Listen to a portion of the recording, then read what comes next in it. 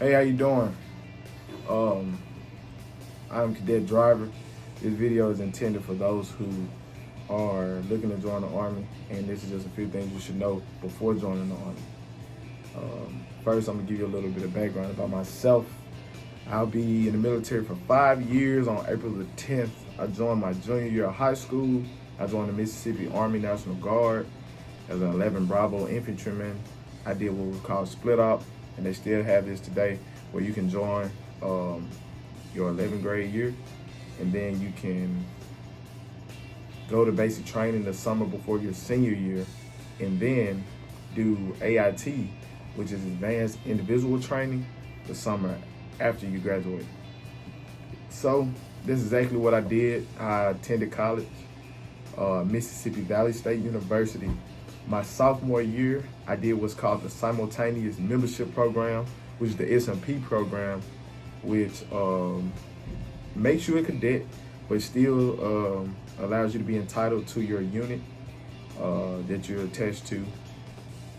I was attached to Charlie Company 2nd 198, and I still drill with them. I was just a cadet, and I wear the dot. So, what it does is when you become an SMP cadet, once you graduate, you will become a second lieutenant, and not only that, you're non-deployable while you're in college. So if your unit deploys, you stay behind. My unit actually deployed while I was in ROTC, and I just stayed in the rear. I drilled with the rear detachment until they returned.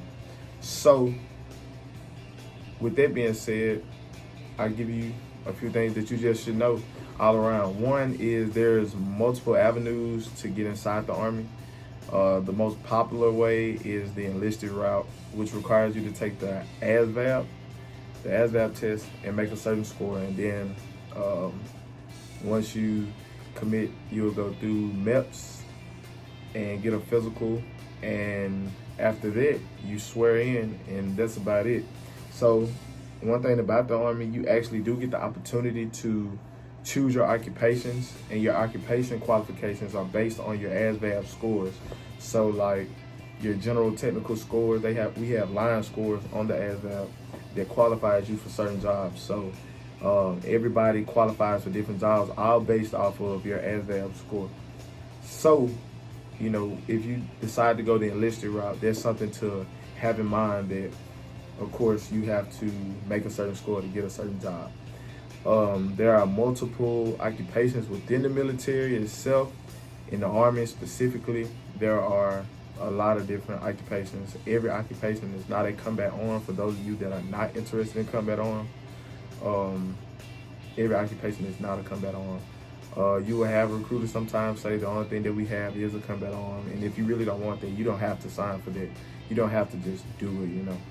So you actually do get the opportunity to kind of pick and choose where you want to be, what type of job you actually want. So that's something to take into consideration. A lot of people ask like, hey, are you going to war and stuff like that? You know, it's not so much that. The Army is a professional organization, and there are many different jobs. If you don't want to be a combat arms person, you don't have to. So that's one way. The second way, I want to talk about two different avenues, but there are more ways. But is ROTC, and ROTC is the Reserve Officer Training Corps, and currently now, by me being SMP Simultaneous Membership Program, I'm a part of ROTC, but I'm also a part of the Mississippi Army National Guard. So I'm a part of both. ROTC civilians are free to join. You can join ROTC, and you do not have to take the ASVAB. It's not a requirement. The only thing that you have to do is have like a certain GPA, pass a PT test, and some paperwork, a physical, and then you will contract, and that contract will state that upon you graduating, you will receive a commission, and then you will then go into the Army and serve as an officer. You also have OCS school. I don't know a lot about OCS school, but OCS school is another way directly into the Army, and you will commission as an officer. So OCS is Officer Candidate School. There's just a few wild things. We got MOSs for enlisted, and we also have branches for officers. Me, I will be commissioning as a second lieutenant in the Quartermaster Corps this May, in a few months actually. So that's pretty much what I got for you.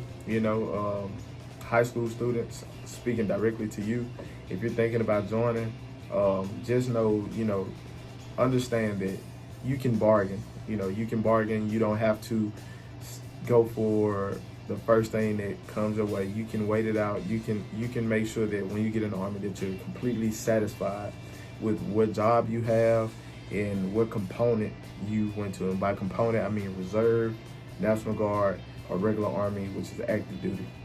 And so with the differences, just to run it down on you real quickly, the National Guard is state and federal funded. If you're a part of the National Guard, you're going to drill in that state, only in that state. With the reserve, it's federally funded.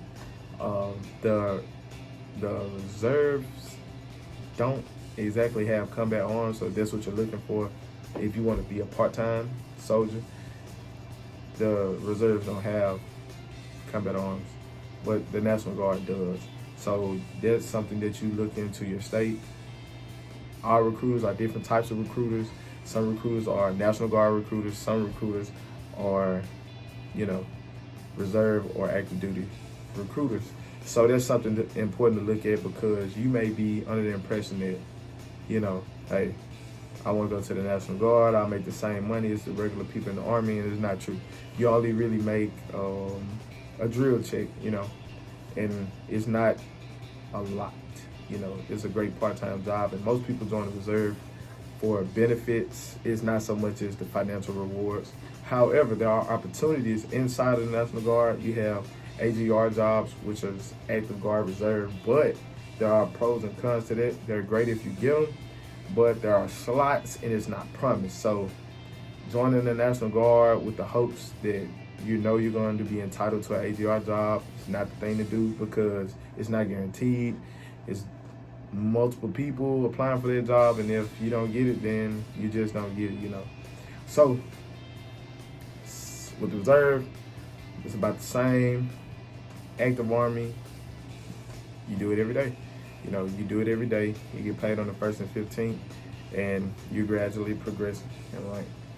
So I hope this video has been helpful for you all.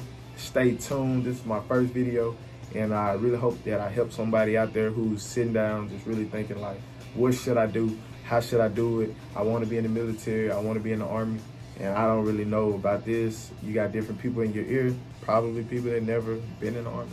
This is something I made especially for you, all because I was once that person, naive, and the Army is definitely not the place to, it's not the profession to be naive, and you need to be fully aware, because your military career is in your hands. So once again, thanks for watching, and that's it.